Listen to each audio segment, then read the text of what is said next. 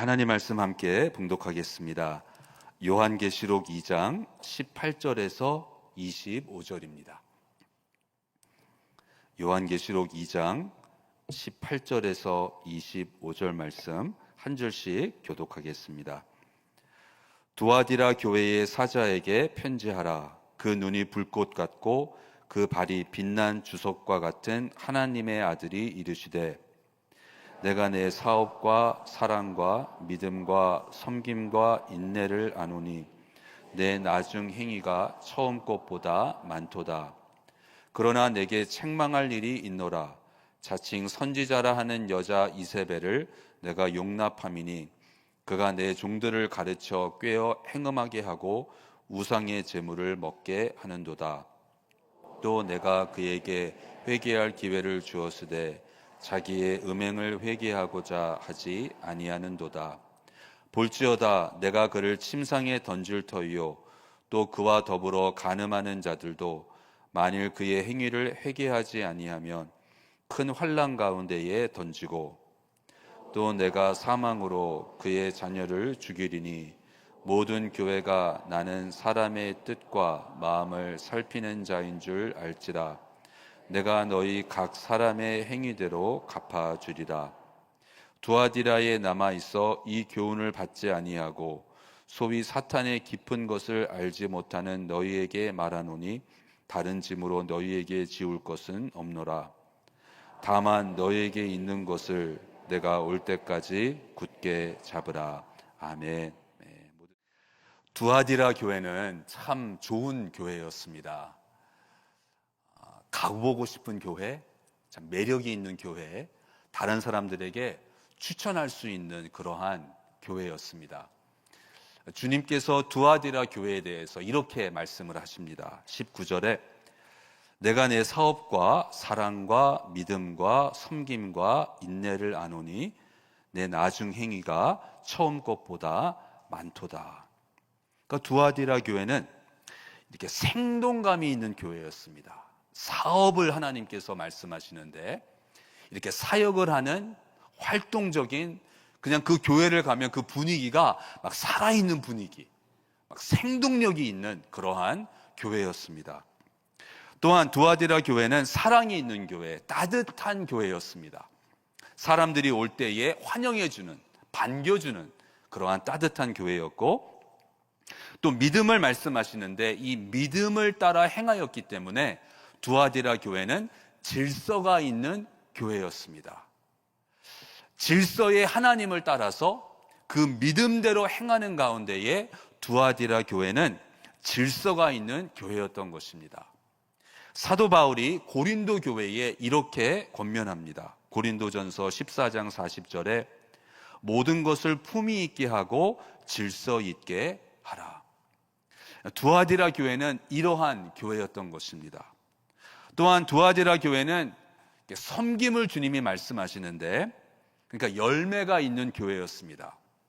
예수님을 믿고 구원받고 거기서 끝나는 것이 아니라 섬겼고 봉사를 하는 교회, 교인들이 봉사하고 섬기는 열매가 있는 교회였습니다. 또 두아디라 교회는 주님께서 인내를 말씀하십니다. 인내하는 교회였기 때문에 평안한 교회였습니다. 다툼이 없고 분쟁이 없는, 참고 서로 이해해주고 서로 감싸주는 그러한 교회였고, 또 두아디라 교회는 성장하는 교회였습니다. 주님이 말씀하시기를 너의 나중 행위가 처음 것보다 많도다. 그러니까 시간이 가면 갈수록 더 커지고 더 많아지고 더 풍성한 교회, 성장하는 교회였습니다. 여러분, 이러한 교회 참 좋은 교회죠. 그런데 두아디라 교회에 한 가지 아주 치명적인 부족함, 흠이 있었습니다. 주님이 오늘 그것을 지적하시고 책망하십니다. 이렇게 좋은 교회 두아디라 교회에 치명적인 부족함이 무엇이었을까요? 20절입니다. 그러나 내게 책망할 일이 있노라. 자칭 선지자라 하는 여자 이세벨을 내가 용납함이니. 이 두아디라 교회에 정말 이세벨이라는 이름을 가진 어떠한 여자가 있었는지 저희들은 정확히 알 수 없습니다. 아마도 이 여자 이세벨이라는 것은 상징으로 사용되면서 교회 안에서 허용돼서는 안 되는, 근데 두아디라 교회가 이 한 여자 이세벨을 용납하였다, 주님이 책망하시는 거예요. 그러니까 교회 안에서 있어서는 안 되는 그 무엇인가가 있었다는 것입니다. 근데 이 이세벨을 가리켜서 자칭 선지자라 한다 그럽니다. 그러니까 언뜻 보았을 때에는 선지자 같은 거예요. 언뜻 보았을 때에는 성경적이고 신앙적으로 영적으로 옳은 것 같습니다. 그런데 사실 그 정체는 무엇인가요? 24절에 보면 사탄의 깊은 것 말씀을 하세요. 이 자칭 선지자라고 하는 여자 이세벨은, 이세벨이 가르치는 이세벨의 교훈은 사탄의 깊은 것이라는 것입니다. 근데 이러한 것을 두아디라 교회가 허용을 했다는 거예요. 왜 그랬을까요? 이렇게 좋은 교회인데 왜 사탄의 깊은 것을 받아들였을까요? 아마도 두아디라 교회는 성장하는 교회이고 질서가 있는 교회이고 참 사랑도 많고 열심히 사역하는, 봉사하는 그러한 교회였어요. 그러면서 아마도 이 두아디라 교회는 저희들도 이렇게 살아가면서 꼭 신앙적이 아니라 할지라도 이렇게 세상적으로도 이렇게 성공하고 잘 되기 시작하면 그 전에는 뭐 걱정할 필요도 없었던, 그냥 그런 거 생각할 겨를도 없었기 때문에 생각도 하지 않았고 걱정도 하지 않았는데 내가 성공하면서 이제 성공했기 때문에 신경 써야 되고 걱정해야 되는 그러한 일들이 있죠, 여러분. 두아디라 교회도 그랬던 것 같아요. 그래서 이제 두아디라 교회가 어쩌면 그들에게 이러한 두려움이 있었던 것 같습니다. 우리는 계속해서 좀 멋진 교회, 이렇게 앞서가는 교회, 세련된 교회가 돼야 돼. 그러한 부담을 느끼기 시작한 것 같아요. 어쩌면 그것을 이용해서 사탄이 그 두아디라 교회를 침입한 것 같습니다. 그래서 이 사탄의 깊은 것이니까 일단 마음이 끌리잖아요. 이건 가벼운 게 아니라 좀 무게도 있고 묵직하고, 그리고 무엇인가가 깊이가 있는 것 같다. 배울 게 있는 것 같다. 우리에게 유익할 것 같다. 그렇게 보였기 때문에 이러한 가르침을 받아들였던 것입니다. 그 두아디라 교회에서 사탄의 깊은 것이 무엇이었는지 정확히 알 수 없지만 오늘날에도 우리 가운데에 사탄의 깊은 것이 우리를 미혹합니다. 우리에게는 이 사탄의 깊은 것이 무엇일까?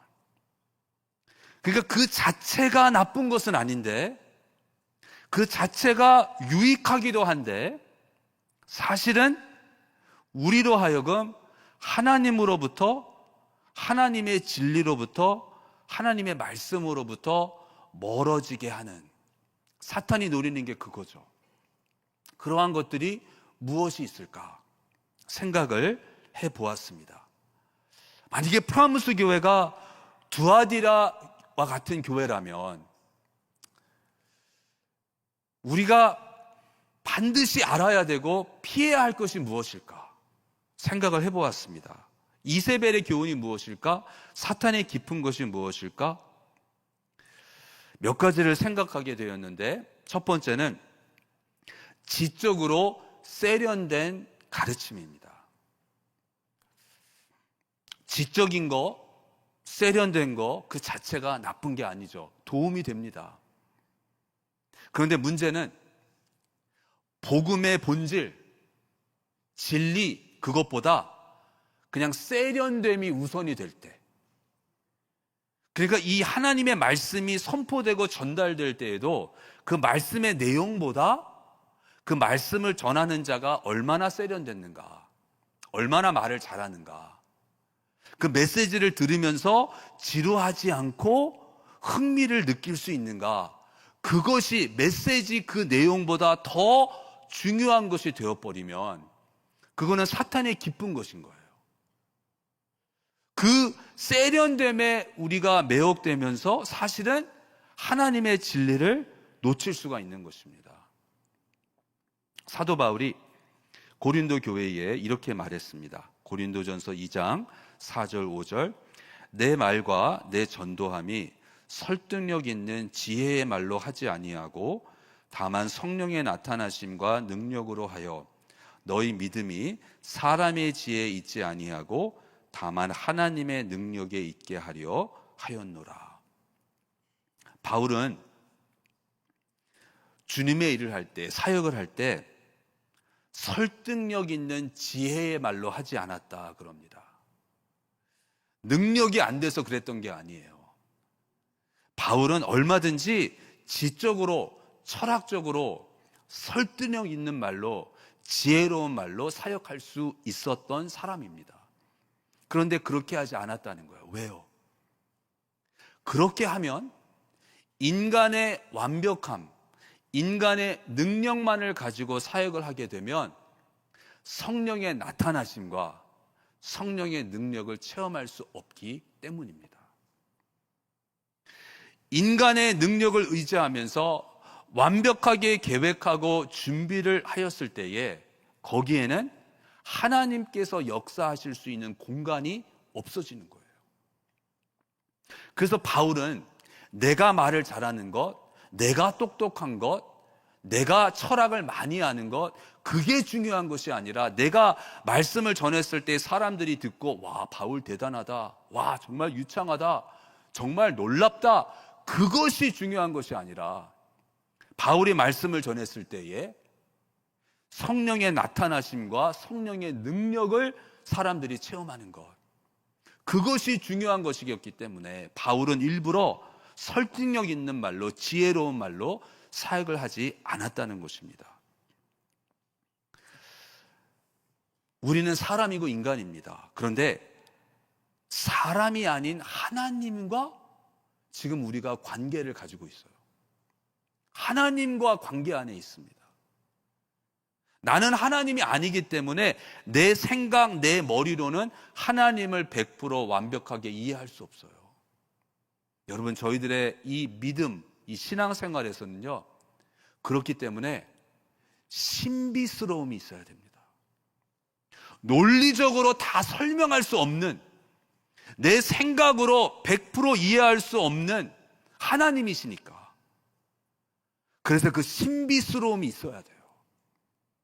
머리도 이해되지 않고 내 입, 내 말로 설명할 수 없는 그 신비스러움이 있어야 합니다. 그런데 인간적으로 완벽하고 인간의 능력을 전적으로 의지하게 되면 그러한 신비스러움이 사라지게 되는 거예요. 또한 저희들이 주의해야 되는 것은 색다른 가르침입니다. 여러분, 어떤 때는 좀 질리시죠? 무엇에? 진리에. 저희들이 어떤 때는 진리에 질려버려요. 복음의 실증을 느낄 때가 있어요. 맨날 그 소리거든요. 우리는 죄인이고 우리 죄인을 위해서 예수님이 오셨고 우리를 대신해서 십자가에 달려 죽으셨고 부활하셔서 우리에게 영생을 주시고, 맨날 그 소리거든요. 그러니까 설교도 맨날 그 소리예요. 거기에서 거기에요. 결론은 매일 똑같은 것 같고. 그러니까 어떤 때는 우리가 진리의 복음의 실증을 느낄 때가 있어요. 사탄이 그거를 알아요. 그 틈을 타서 우리에게 색다른 것으로 다가옵니다. 아주 재미있는, 흥미로운 것을 가지고 우리에게 접근을 하는 거예요. 어떤 때는 딱 들었을 때에 확 정신이 나는, 아주 색다른 것을 우리에게 가져다 줍니다. 우리는 그거를 주의해야 되는 거예요. 바울이 갈라디아 교회에게 말했습니다. 다른 복음은 없다. 다른 복음은 없다. 근데 사탄은 다른 복음을, 색다른 복음을 자꾸 우리에게 보여주는 거예요. 그러니까 내가 늘 알았던 진리는 그냥 너무 재미가 없고 지루하고 드라이하고, 그래서 사탄이 색다른 복음을, 이단이 그렇게 되는 거죠. 이단을 보면 색다르거든요. 뭔가 달라요. 들어본 적이 없어. 근데 그것이 위험한 것입니다. 갈라디아서 1장 7절과 8절입니다. 다른 복음은 없나니 다만 어떤 사람들이 너희를 교란하여 그리스도의 복음을 변하게 하려 함이라. 그러나 우리나 혹은 하늘로부터 온 천사라도 우리가 너희에게 전한 복음 외에 다른 복음을 전하면 저주를 받을지어다. 다른 복음은 없다는 것입니다. 또 예수님께서도 말씀하셨어요. 예수님도 미리 이미 다 아셨어요.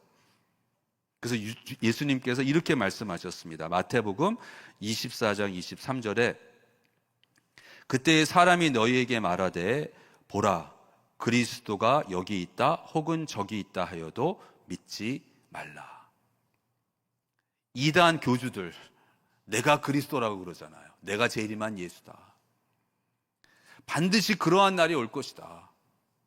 그리스도가 여기에 있다, 그리스도가 저기 있다, 그것을 따르지 말라고 주님이 말씀하셨어요. 이 색다른 가르침에 저희들이 어떤 때는 넘어가는 거예요. 그러면서 하나님으로부터 멀어지는 거죠. 또 저희들이 주의해야 되는 것은 현대적이면서 현실적인 가르침입니다. 실용주의. 그 자체가 나쁜 게 아니에요. 우리는 하나님의 말씀을 그냥 막연하게 추상적으로 이해하면 안 되죠. 하나님의 말씀을 구체적으로 또한 내 일상생활, 내 삶에 적용할 수 있어야 돼요.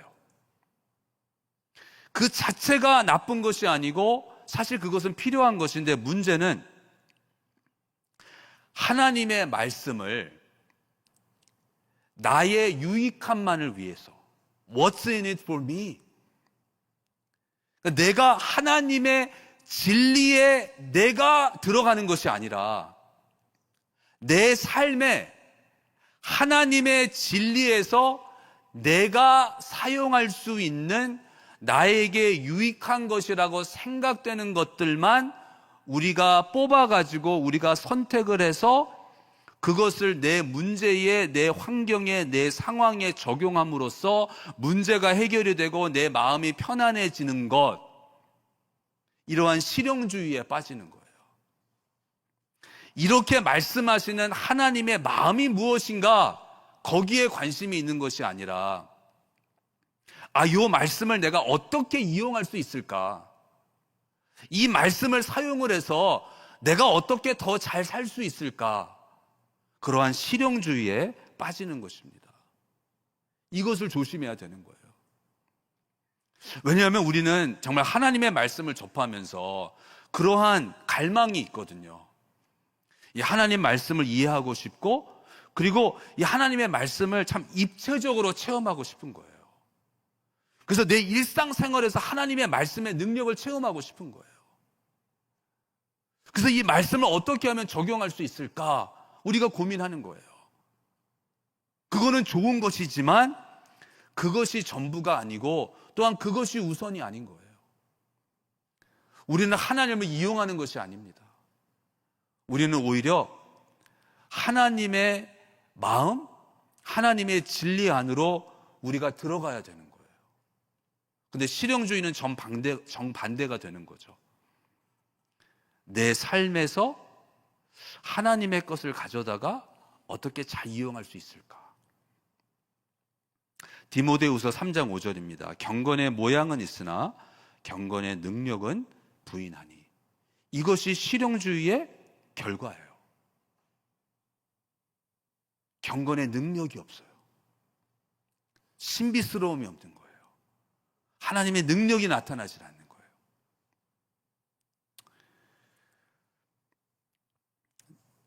제가 전도사였을 때에 하루는 이렇게 교회 사무실에 있는데 담임 목사님이 들어오셨어요. 다 이제 일어나서 인사를 하고, 그리고 이제 담임 목사님이 이제 이런저런 얘기를 하시는 거예요. 근데 어느 여자 전도사님이 한 분이 계셨어요. 근데 그 전도사님이 이제 공부를 더 하려고 이제 계획 중이셨거든요. 그래서 이제 담임 목사님한테 그런 계획을 이제 말씀을 드린 거예요. 제가 이제 다음 학기부터 이러이러한 공부를 더 하려고 합니다. 그랬더니 그 담임 목사님이 이렇게 듣고 나시더니 딱 이렇게 말씀하시는 거예요. 아무개 전도사 디모데후서 3장 7절 말씀 읽어봐, 그러시는 거예요. 디모데후서 3장 7절 말씀입니다. 항상 배우나 끝내 진리의 지식에 이를 수 없느니라. 네. 아니, 우리 지성균 목사님도 박사학위 공부하고 있어요. 네. 그걸 말하는 게 아니에요. 네. 필요해요. 필요한데 학위나 학문 그 자체가 진리는 아니라는 거죠. 필요합니다. 그런데 중요한 것은 이 실용주의적인 신앙생활을 하다 보면 끝내 진리에는 도달하지 못하는, 아주 현실적이고 실용적일 수는 있겠지만 하나님의 진리에는 이룰 수 없다는 거예요. 그러니까 사탄은 그거를 노리는 거예요. 너 잘 살아라, 편안하게 살아라, 신앙생활도 열심히 해, 괜찮아. 그런데 하나님의 말씀 그대로 받아들이는 것이 아니라 하나님의 말씀을 어떠한 수단과 방법으로 이용하는, 그래서 우리로 하여금 절대로 하나님의 말씀, 하나님의 진리 안으로 들어가지 못하도록 하는 거죠. 그래서 실용주의라는 그러한 방법을 사탄이 사용하는 것입니다. 성경에 보면 이 실용주의가 어디까지 가게 되는지 사도행전의 어떠한 한 인물을 통해서 우리에게 보여줍니다. 사마리아에 시몬이라는 사람이 있었는데 이 시몬이라는 사람은 아주 유능한 마술사였어요. 아주 유명한 사람이었어요. 근데 이제 빌립이 사마리아에 가서 복음을 전했을 때에 마술사 시몬이 그 복음을 듣고 예수님을 믿고 세례까지 받습니다. 그리고 사도행전 말씀에 보면 이 시몬이 전심으로 빌립을 따랐습니다. 빌립을 따랐다는 것은 이제 신앙생활을 했다는 거죠. 전심으로 예수님을 믿었죠, 세례도 받았죠, 그리고 전심으로 신앙생활을 하는 거예요. 근데 시몬이 보니까 이 빌립과 사도들이 한 번은 누군가 어떠한 사람들에게 안수기도를 하는 거예요. 그랬더니 안수기도를 했더니 성령이 임했어요.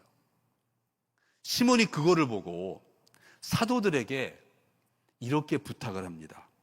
사도행전 8장 18절 19절에 시몬이 사도들의 안수로 성령 받는 것을 보고 돈을 들여 이르되 이 권능을 내게도 주어 누구든지 내가 안수하는 사람은 성령을 받게 하여 주소서 하니, 돈을 주면서 내가 당신들한테 돈을 드릴 테니까 나에게 이 비결을 알려주십시오. 나도 안수기도하면 성령이 임하도록. 실용주의 끝까지 가는 거예요. What's in it for me? 내가 신앙생활을 함으로써 내가 얻을 수 있는 게 뭘까?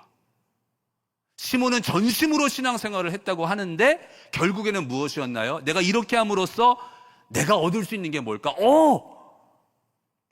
사도들을 보면서 나도 저렇게 하면 내가 더 커지겠다, 더 유명해지겠다, 더 많은 사람들이 나를 찾아오겠다. 그래서 지금 투자를 하는 거예요.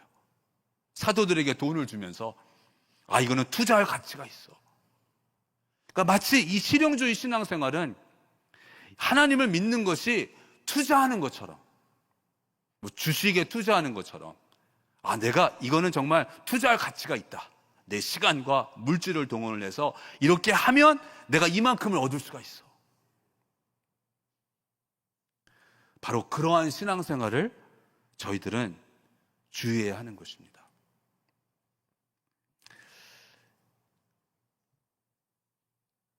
두아디라 교회는 우리는 계속 세련돼야 돼, 그러한 프레셔를 느꼈는지, 이러한 이세벨의 가르침을 받아들였던 거예요.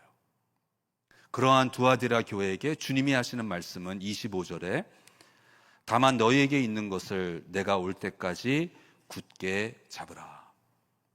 다른 것을 붙잡지 말고 주님이 주신 것을, 진리를, 복음을 끝까지 붙잡으라고 주님이 말씀하시고, 또한 저와 여러분에게 프라무스 교회에도 주님께서 하시는 말씀인 줄로 믿습니다.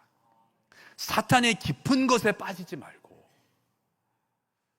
선지자라 자칭하는 그러한 여자 이세벨의 가르침에 빠지지 말고, 어떤 때는 지루할 수도 있고 좀 드라이할 수도 있지만 주님의 진리, 주님의 복음, 그것을 끝까지 붙잡으라고 말씀하십니다.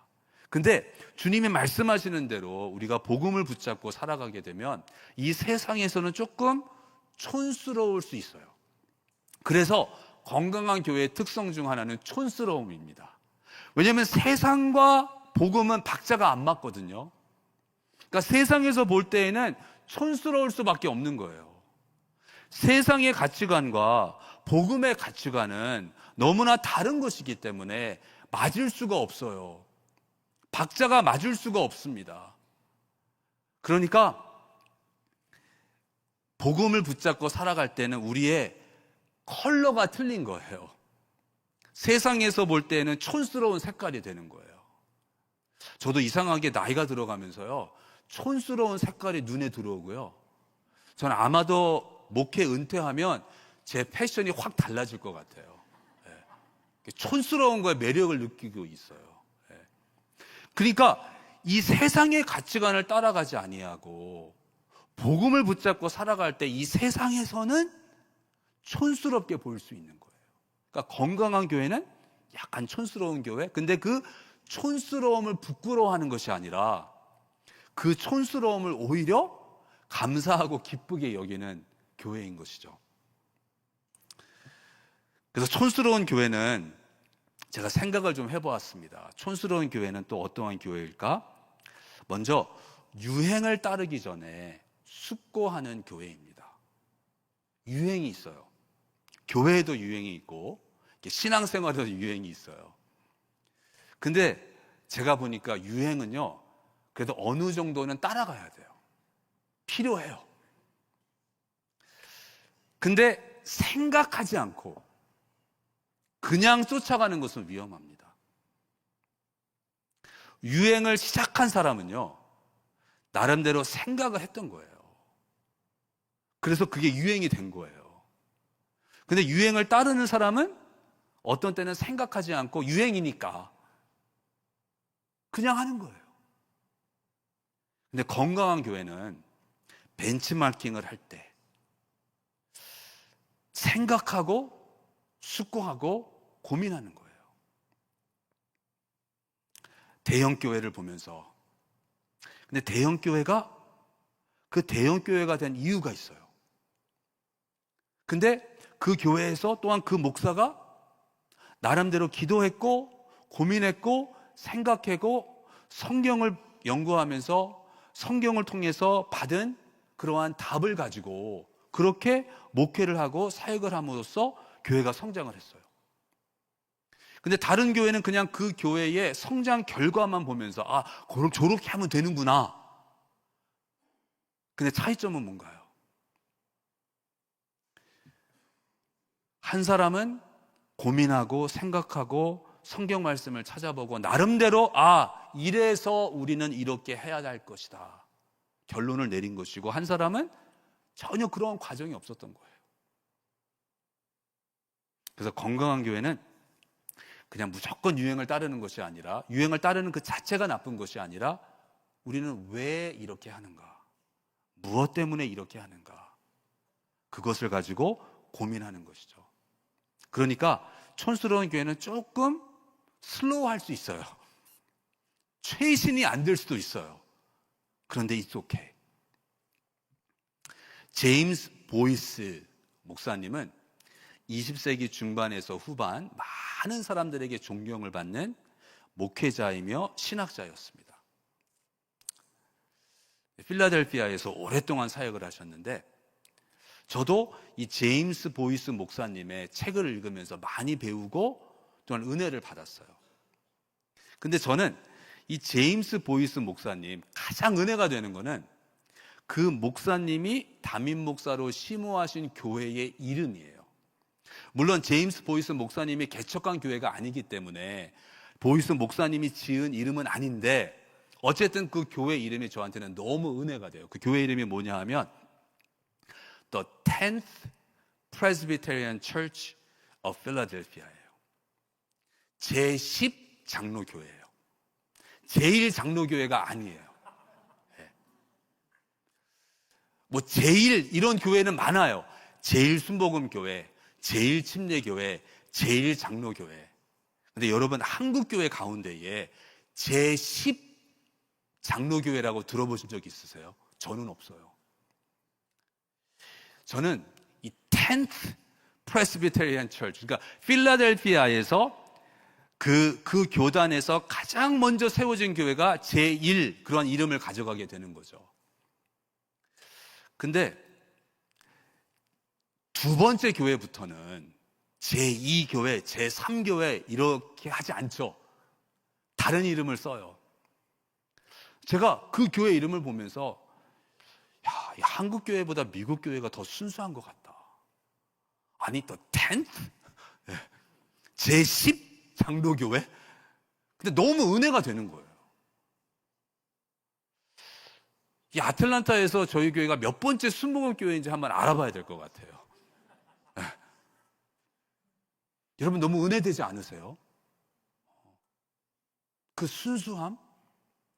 제1이 아니어도 괜찮다는 거잖아요. 10th여도 괜찮다는 거예요.